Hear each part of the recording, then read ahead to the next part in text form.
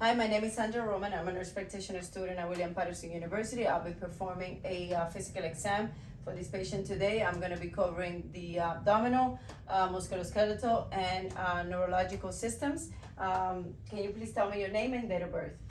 My name is Dylan Morejon. Birthday? And my birthday 10/26/83. Thank you. Do you consent for this video? Yes. Thank you. All right, so just starting with general assessment, my patient is well kept. He's maintaining eye contact. His mood is relaxed, and his skin color is normal for his ethnicity. I'm going to ask you to please lay down. Acuéstate aquí, de este lado. Okay. And we're going to start with the inspection of the abdomen. So te voy a subir esto. I'm going to lift this up. Very good. So just in the inspection, I'm noting no lumps, no visible masses. I'm looking from the feet. I don't see any signs of hepatomegaly or splenomegaly. Everything looks symmetrical. I don't see any scars. Just a little bit of stretch mark over here. I don't see any discoloration of the skin. Now my next step is going to be auscultating the abdomen. So I'm going to start in a rotation from right lower quadrant to the left lower quadrant, starting in the right lower quadrant.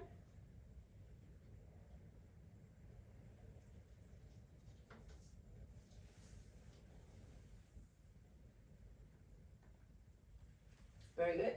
So vital signs are normal active. I hear use high pitch and gurgling sounds, which is a normal finding. The absent bowel sounds would indicate a paralytic ileus or peritonitis, and very loud sounds could be hyperistalsis, which is seen in patients that may be having diarrhea or an intestinal obstruction. Next, I'm going to be auscultating the vascular sounds. So we're going to listen to the bilateral renal arteries with the bell. Then the iliac, bilaterally, and the aorta. Okay, very good. After now, I'm going to be doing percussion. And again, I'm going to be doing all four quadrants, starting with the right lower quadrant and moving around and clockwise to left lower quadrant. I'll be tapping to differentiate between tympanic sounds, which are normal, and dull sounds, which is expected in the area of the liver, which is the right upper quadrant. Very good. In the event of the spleen, if there was some splenomegaly, then the sound with the percussion over the spleen area, which is the left upper quadrant, it would be dull, okay? Next, I'm going to be percussing the liver, and I'm to try to get an approximate size of the liver. So for that, I'm going to be starting from the below the umbilicus, on the midclavicular line, going up on the right side until I hear dullness, which is about right here, and then from the nipple line down,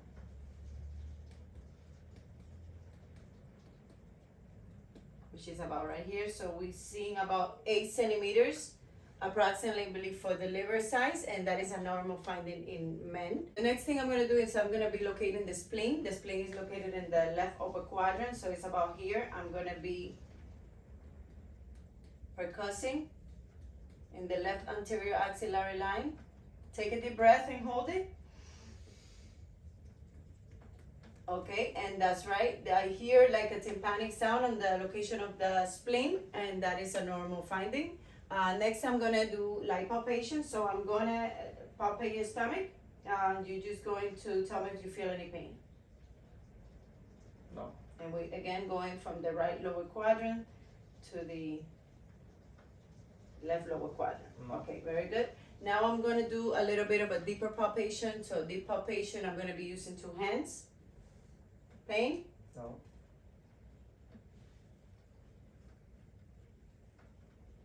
Okay.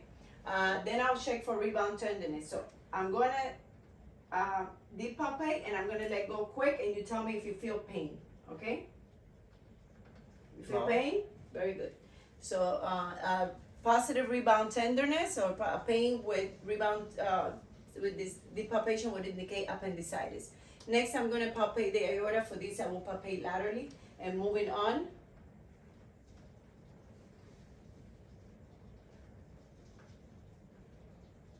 Yeah, and I feel the pulsation, and the aorta is about 1.5 centimeters for him, and that is a normal finding. Anything above 3 centimeters, it would indicate a AAA or abdominal aortic aneurysm.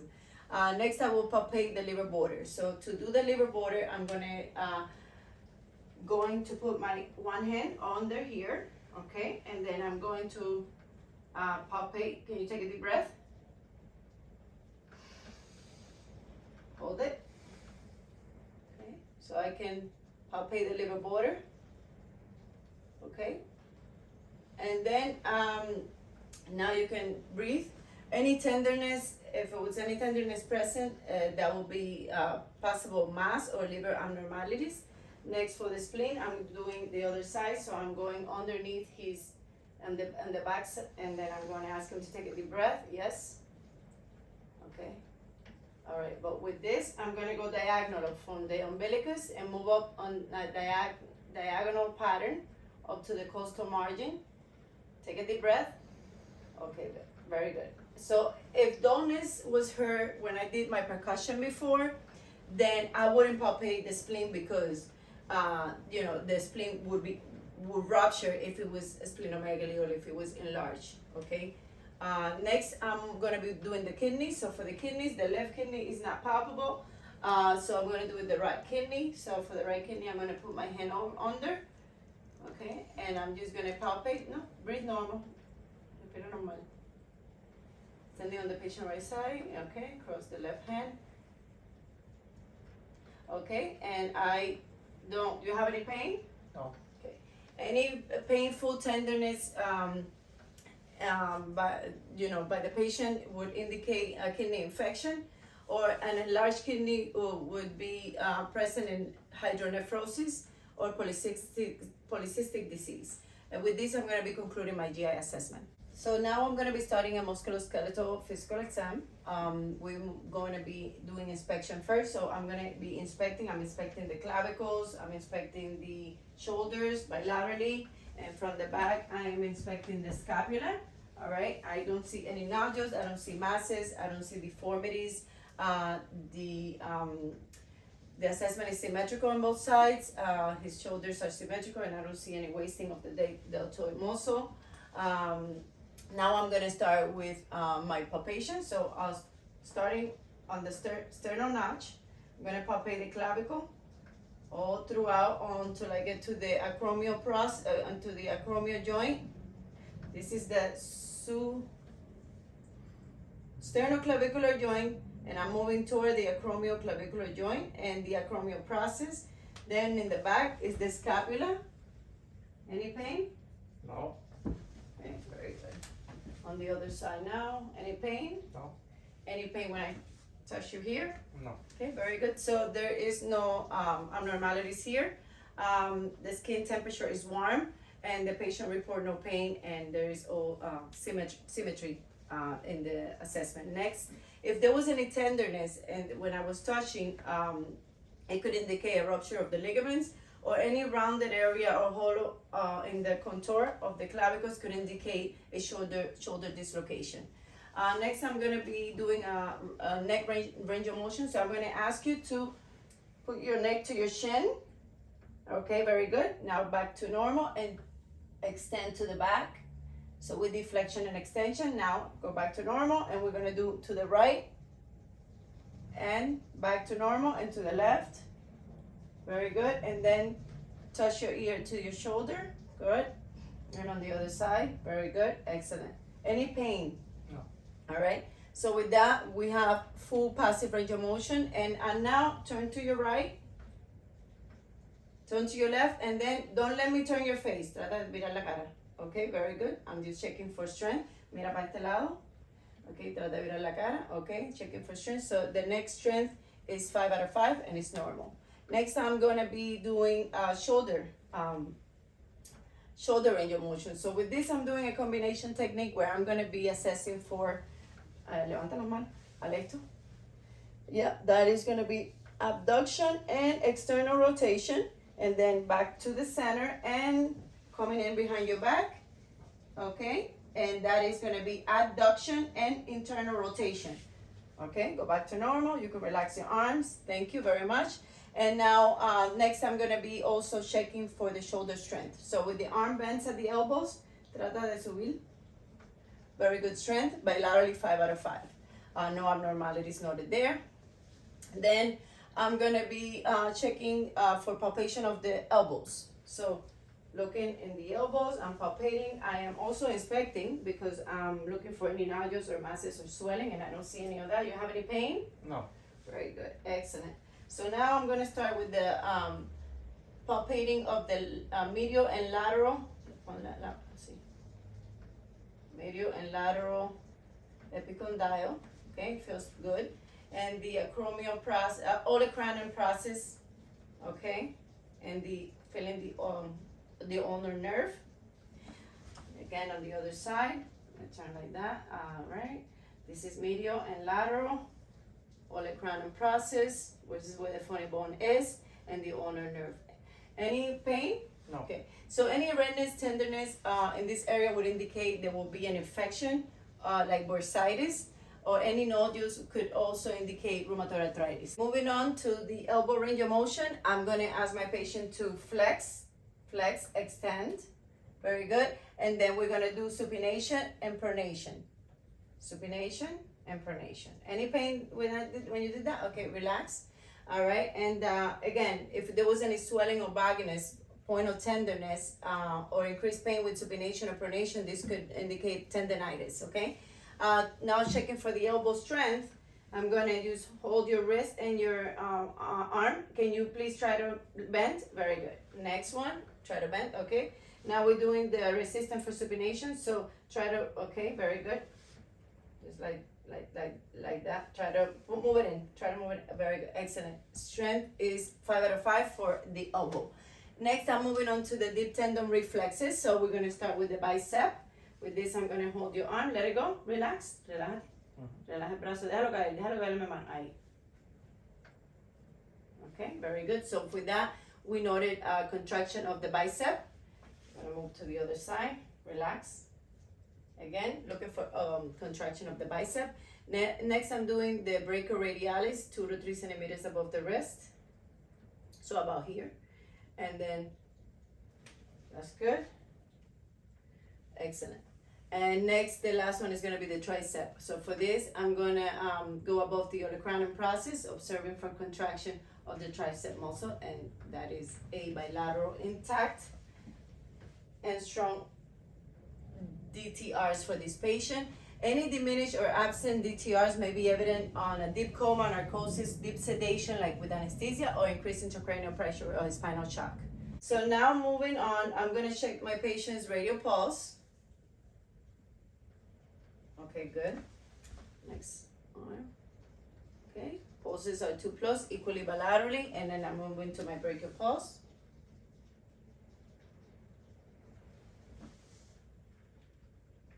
Again, brachial pulse is equally bilaterally there, 2+.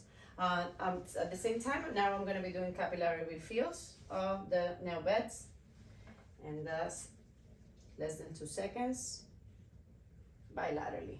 Very good. Next, I'm moving on. Now I'm doing the hand inspection. So looking at the hands, okay. I'm looking for any deformities, any pain? No. Okay, no nodules, which could indicate rheumatoid arthritis, swelling, tenderness, no pain. Looking at touching the snuff box here, palpating, pain? No. All right, good. Any tenderness or clicking can indicate a ligamentous injury in this area. Next, I'm doing the hand range of motion. So for the hand range of motion, I'm asking my patient to flex hand, extend, very good. Then I'm gonna also ask you to flex your fingers, extend your fingers. And I'm also gonna ask you to, without moving your arms, we're gonna move your hands. No. Okay, so that's ulnar deviation and radial deviation. And that's a good assessment here. No limited range of motion. Which if it was limited, it would indicate inflammation or dislocation. Next, we're gonna do pronation, palm down, and supination, Okay, very good. Any pain or anything when you do that? No. Very good. Then we're gonna do thumb extension. So extend and then adduct. Okay. All right. Next, we're gonna do the hand adduction and abduction. Excellent. Very good. And then I'm gonna do the opposition. So we're gonna do touch. Very good. Excellent. Okay, good. You're doing very good. Thank you. So this patient demonstrate good strength. Any pain may indicate a rupture or flexure tendons if he said he had any tenderness or pain. So stand up for me. I'm gonna start the inspection anteriorly and posteriorly. So I'm looking at the hips, and they look symmetrical, and posteriorly, again, looking at the gluteus and the size, it looks symmetrical. I don't see no deformities here. Equal bilaterally, and the length strength is equal bilaterally. Have a sit, please. I'm gonna have the patient sit. I'm gonna have you lay down for a second. So I'm gonna palpate. Okay, I'm palpating on the ACs. All right, and ischial tuberosity. Okay, can you flex your hip? No, flex. Okay, all right, good, all right. Pa afuera, pa adentro. Okay, good. Este lado. All right, I don't hear any clicking or any pain. Do you have pain? Relax your arm, leg. Okay. Any pain on tenderness with this wouldn't suggest inflammation or compression of the nerve. The sciatic nerve is back here, posteriorly. All right. Then I'm gonna next move on to the range of motion of the hips. I'm gonna have the patient raise each leg. So okay, aguántala, para ahí. Okay, and then flex. Very good. Then again, this side, extend, flex. Any pain? No. Excellent, very good. And then we're gonna do adduction. So adduction, crisscross, and adduction, open. And again, adduction and abduction. Very good, very good. Now, to test again resistance, can you try to open your, try to push it in, very good. And then the other one, open it up, try to push it in, very good, excellent. So that strength is 5 out of 5 and full range of motion. Next, I'm doing the iliopsoas function. Ask the patient to sit down, siéntate. And then as he's sitting here, trata de levantar la pierna. Okay, so that is, okay, intact and is good strength, 5 out of 5. Next, I'm gonna have you stand up and doing the Trendelenburg's test. So stand up, lift your hip, lift your leg, very good. Así, yeah, that's good. All right, súbela, and then open, así. Very good, excellent. Any pain when we do that? No. Otro lado, para acá. Yep, very good. Bájala. Excellent, very good. Now we can have a seat. So the strength is 5 out of 5, and if there was a hip dislocation, he wouldn't even be able to do that. There would be a lot of pain. And again, the symmetry is there bilaterally for this patient. Next, I'm gonna be inspecting the knees. So I'm looking I'm looking for any lumps, any swelling, redness, discoloration, and I don't see anything like that. So then I'm gonna move on, and I'm gonna palpate his patella, the soft tissues of the knee. Any pain? No. Okay, no swelling, no tenderness, no deformities. Palpating in the back of the knee for the soft tissue there. All right. Again, no swelling, no tenderness, and no abnormalities in the knees. Any redness indicates inflammation. Any bruising could be trauma, or any bulging could be indicative of fluid in the knee. Okay, so next I'm gonna be doing range of motion of the knee. So I'm checking for flexion. Can you flex? Can you extend and then flex? Very good. Extension, flexion, and extension, flexion. Very good. After this, I'm gonna do the strength. So try to push your leg up. No. Trata de enderezarla. Okay, very good. Excellent. And this side. Very good. Excellent. All right, one more time, para arriba. Yeah, good, good. Its strength is 5 out of 5 on this patient bilaterally. And now I'm gonna do the patellar reflex. So with that, we're gonna go to the patellar. Okay, very good. So you can see his reflex is intact and strong bilaterally. Next, I am gonna be moving on to the ankle and the feet. So I'm gonna have the patient lay down. Please lay down for me. Okay, te voy a dar las medias. Right, and we are looking for any lumps. We're looking for any deformities. They look both symmetrical. I don't see any nodules in his toes. I don't see any lumps anywhere. All right, any pain? No. I'm palpating now. Pain? No.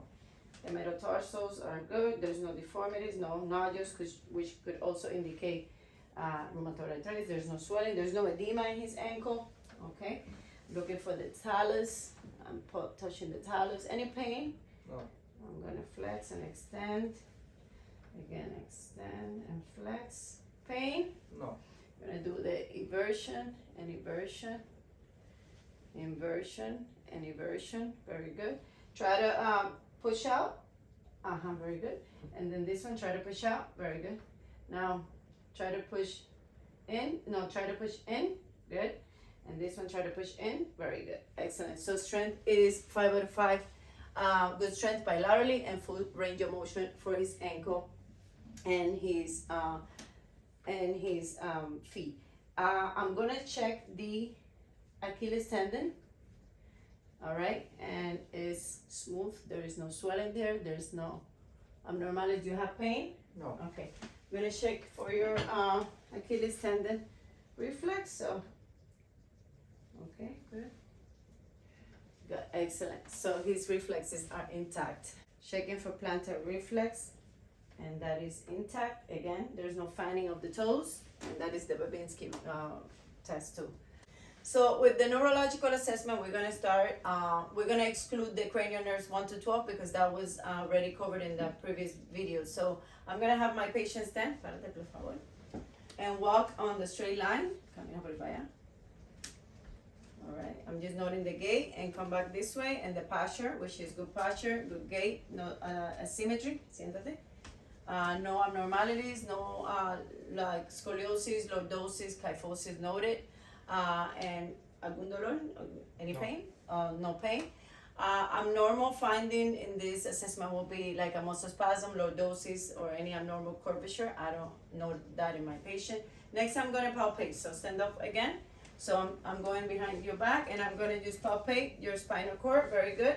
Yeah, levántate. And that's with flexion and extension. Okay, very good. And then lateral movement to the side. The other side, lateral, any pain? No. Okay, very excellent. So we have full passive range of motion without any pain. And if there was a reduction in the flexion, that would indicate a problem with the disc. Moving on, I'm gonna be assessing coordination for this patient. I'll start to ask you to please put your hand in front of you and touch your nose. Eyes closed, very good, excellent. Now the other hand. Yep, very good, excellent. As we could see, there is smooth and accurate movements here. Next, we're gonna do rapid movements. So, rapid. Yeah, palms to dorsal and is rapid. As we see, is quick and rhythmically. Now, I'm gonna be doing heel to shin. So, con esta pierna, súbete a esta. Heel to shin, yep, that's good. Next side, otro lado. Yeah. And I'm also serving for leg dystaxia. With that, then I'm going to instruct the patient to close his eyes, cierra los ojos, and I'm going to be touching you. You tell me what you feel, if it's light, sharp, or dull. Light. Slide. Chat. No. Excellent, very good. And that was exteroceptive sensation, and is intact with this patient. To check for temperature, I'm gonna put this on your hand. Can you tell me if it's cold or hot? Cold. Cold, okay, good. All right, what about this? Hot. Warm, okay, very Warm. good, excellent. So that's a good finding, normal finding. Next, I'm checking for proprioception. So with that, I'm gonna ask you if you tell me if you feel you are moving your finger up or down, okay? Up, down, up, down, up, down, up, down, up, down, up, down. Okay, very good. And the patient have expressed movement correctly. Lesions on the brain or spinal cord may cause anesthesia, paresthesia, or dysthesia. It is important to note that any position awareness may be affected by peripheral neuropathy, okay? Next, I'm gonna be doing the vibratory sense. So I'm gonna be applying a vibration and you tell me when you stop feeling it, okay? Stop, Okay, stop. very good. So that is correct. Any loss of vibratory sense suggests peripheral neuropathy as well. Now I'm checking for cortical sensations. I'm going to ask you to close your eyes. Okay, open your hand. And tell me what is in your hand. Close your hand. What's in your hand? Coins, Very good. Okay, and now what's in your hand? cotton, Excellent. So that is testing for sterognosis. Now I'm checking for graphesthesia. For that, I'm gonna have his eyes are closed. I'm gonna draw a letter. Tú me dices qué letra es la que yo estoy pintando aquí. O, Very good. A, Excellent. Perfect. So that is testing graphesthesia. And this will be impaired by a lesion on the sensory cortex or the parietal lobe. To test 2-point discrimination on this patient, cierra los ojos. I'm going to have him close his eyes. I'm going to take his finger and you tell me if you feel 1 or 2 pricks. 1, 2, 2, 1, 1, 2, 2, 1, 1, Excellent. Let me do it on the other hand. 2, 1, 2, 2, 1. Excellent. Very good. And that is the 2-point discrimination. That's correct. He did it right. Now to text extension, I'm going to touch you in either arms or, and you tell me if you feel it in 1 arm or 2 arms, okay? 1, both, 1, both, both. Perfect. Excellent. All right, good. So that's good. Now we're going to have the patient stand to check for cerebellar function. All right, so I'm going to ask you to stand and then walk straight on your heels first. Talones. Excellent, very good, excellent. Now, okay, mírate. And tippy toes this way, tippy toes, very good, excellent, very good, amazing. Now, I'm gonna ask you to walk with your heels to toe.